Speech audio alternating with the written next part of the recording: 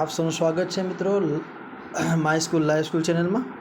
આજે આપણે બીજી શાળામાંથી બાળકો કઈ રીતે ઇમ્પોર્ટ કરવા, આપણી શાળામાં એલસી લઈને આવેલા હોય તે બાળકોને યુડાયસની અંદર ઇમ્પોર્ટ કરવાના છે, તો તેને કઈ રીતે ઇમ્પોર્ટ કરવા, અને આપણી શાળામાંથી બાળક એલસી લઈને જતો રહ્યો હોય તો એને કઈ રીતે લેફ્ટ કરવો, એ બંને વસ્તુ આપણે આજના વિડીયોમાં સમજીશું.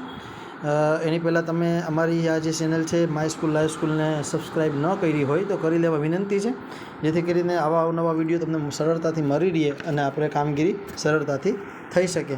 તો સૌપ્રથમ તો આપણે યુડાયસનું જે વેબસાઇટ છે udis+.gov.in એને ઓપન કરીશું, અને ત્યાર પછી યુઝરનેમ અને પાસવર્ડ તમને જે મળેલો છે યુઝરનેમ અને પાસવર્ડથી આપણે લોગિન થઈશું. મારી પાસે અત્યારે એક શાળાનું યુઝરનેમ અને પાસવર્ડ છે, તો એ હું નાખું છું. એના પછી કાપચા નાખશું.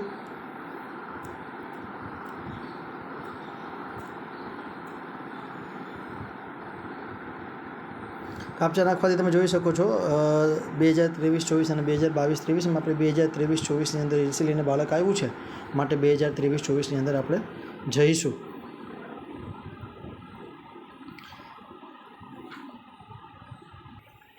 હવે જેવું આપણે 2023-24માં જઈશું, તમે ડાબી બાજુ ઉપરની બાજુ એક તમને એરો જોવા મળશે. એરો ઉપર ક્લિક કરશો એટલે ઘણા બધા મેનુસ ઓપન થશે.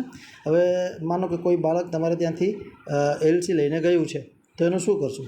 તો સૌપ્રથમ તો એનો પેન નંબર જે આવે છે બાળકનો, એ તમને લિસ્ટ ઓફ ઓલ સ્ટુડન્ટ, જે 3જા નંબરનું મેનુ છે લિસ્ટ ઓફ ઓલ સ્ટુડન્ટ, એમાં જાશો એટલે તમને એ બાળકનું એક્ટિવ સ્ટુડન્ટ તરીકે નામ આપણી શાળામાં બોલતું હોય છે.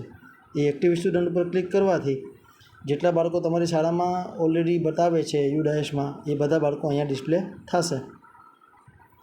આ શાળામાં કુલ 215 બાળકો છે, બોયઝ છે, અને 165 ગર્લ્સ છે.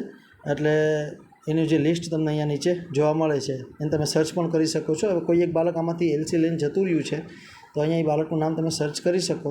અને ત્યાર પછી જો બીજી કોલમમાં સ્ટુડન્ટ પેન તમને જોવા મળે છે, પરમનન્ટ એજ્યુકેશન નંબર, એ નંબરને અહીંયાથી લઈ અને ત્યાર પછી ફરી પાછા આપણે જે જૂના મેનુમાં જવાનું હતું લેફ્ટ કરવા માટે, અહીંથી પેન નંબર લેવા માટે અહીંયા આવ્યા હતા. પેન નંબરની કોપી કરી લીધી એટલે ફરી પાછા તે મેનુમાં જઈ અને એને લેફ્ટ કરીશું. લેફ્ટ કરવા માટે તમે જોઈ શકો છો transfer certificate module mark drop out, આ ઓપ્શનની અંદર જવાનું છે. એ ઓપ્શનમાં તમે જવા જશો એટલે તમારી પાસે અહીંયા પેન નંબર માંગશે. વાંથી પેન નંબર જે આપણે લીધો છે, જે બાળક એલસી લઈને જતો રહ્યો છે, એનો પેન નંબર અહીંયા આપણે પેસ્ટ કરાવશો એટલે નીચે એની વિગત આવશે. અને ત્યાર પછી જે આ પેલું બટન છે left school already with TC, એટલે ત્યાં આપણે એલસી સમજવાનું. એલસી લઈને જે બાળક જતો રહ્યો છે એને અહીંયાથી ક્લિક કરવાથી એ બાળક તમારી શાળામાંથી લેફ્ટ થઈ જશે, અને જ્યાં શાળામાં ગયો છે એ શાળા તેને ઇમ્પોર્ટ કરી શકશે. હવે આપણે જોઈશું કે બાળકોને ઇમ્પોર્ટ કઈ રીતે કરવા. કોઈ બીજી સ્કૂલમાંથી આપણી શાળામાં બાળક આવ્યો છે તો એને ઇમ્પોર્ટ કઈ રીતે કરશું.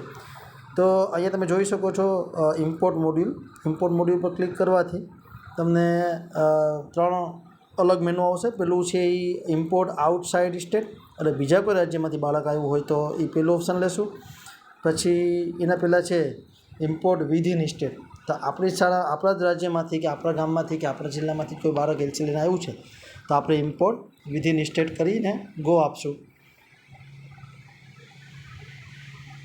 જેવું તમે ગો આપશો એટલે તમારી પાસે બાળકનો પેન નંબર માંગશે. મારી પાસે એક બાળકનો પેન નંબર ઓલરેડી અહીંયા છે, એ હું નાખીને તમને બતાવું છું. 20, 21.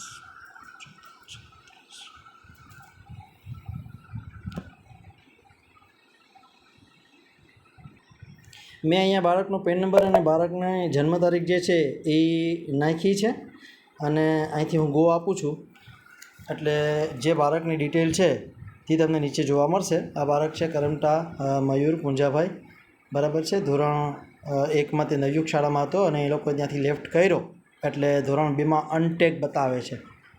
જો ધોરણ 2ની અંદર પણ નવયુગ શાળા જ બતાવતી હોય તો આપણે તે શાળાનો સંપર્ક કરી અને તે બાળકને લેફ્ટ કરવા કહેવું પડશે, ત્યારબાદ જ તમે ઇમ્પોર્ટ કરી શકશો.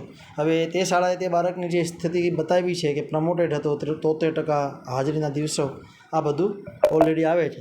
હવે આપણે ઇમ્પોર્ટ કરવો છે તો ઇમ્પોર્ટ કરવા માટે આપણે આપણી નિશાળમાં જ્યારે આવ્યો તેની વિગત, કયા ધોરણમાં આવ્યો, કયા વર્ગમાં આવ્યો, એડમિશનની તારીખ શું છે, એ આપણે નાખવી પડશે. એવું તમને નાખીને બતાવું છું.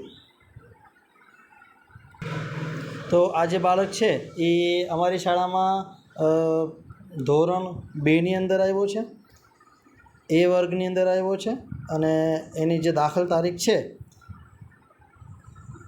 એ છે 30/12/2023. જો તારીખ આપણે આખી લખવાની છે દર વખતે DDMM YYYY ફોર્મેટમાં, ખાસ ખ્યાલ રાખવાનો. 30/12/23 અહીંયા આવ્યો છે, અહીં હું આને ઇમ્પોર્ટ કરું છું. તો મને એક વખત પૂછે આર યુ શ્યોર કે કરમટા મયુરભાઈ છે એ તમારે ત્યાં બીજા ધોરણમાં આવે છે? તો કે હા, કન્ફર્મ. આ બાળક અહીંયા ઇમ્પોર્ટ આપણી શાળામાં આવી ગયો છે. હવે હું મારા શાળાનો જે ડેશબોર્ડ જોઈશ તો ત્યાં મને આ બાળક બીજા ધોરણમાં બતાવશે.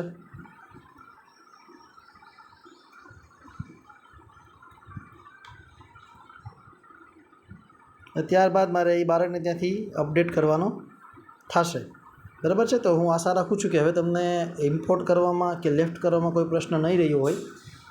ફરી એકવાર આ ચેનલને તમે સબસ્ક્રાઈબ કરી લેજો, જેથી આવા વિડીયોથી તમને ગાઈડ કરી શકાય અને સરળતાથી આપણે કામગીરીને પાર પાડી શકીએ. આભાર.